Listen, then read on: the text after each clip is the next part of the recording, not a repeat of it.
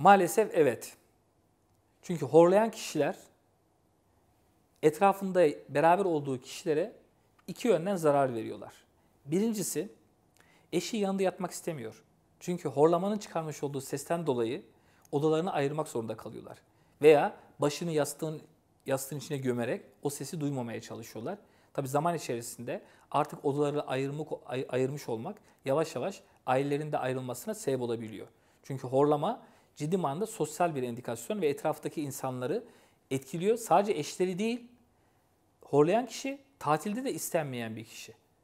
Tatile bir arkadaşınızla beraber eğer gitmişseniz ve bu arkadaşınız da horluyorsa ya odanızı ayırıyorsunuz ve bundan sonraki tatillere onunla beraber asla gitmiyorsunuz. Bu açıdan insanları etkileyen ve tedavi edilmesi gereken bir durum. Aynı zamanda evlilikte boşanma sebeplerinin bir tanesi de horlama sırasında ve uyku apnesi sırasında olan kişiler uykuda dinlendirici uykuyu alamıyorlar. Ve gün içerisinde devamlı uyuma hali bunlarda mevcut. Sabah kalkıyor, uykusunu alamamış.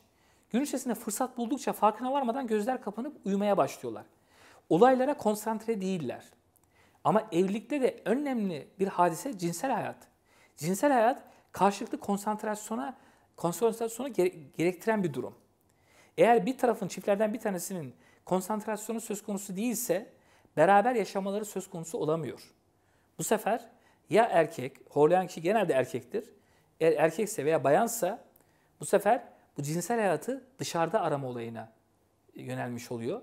Ya bu boşanmayla sonuçlanıyor veya diğer türlü yollara başvurmak zorunda kalmış oluyorlar. Böylece bu hadise aslında basit gördüğünüz bir hadise ailelerin dağılmasına dahi sebep olacak bir duruma sebep olabilmektedir.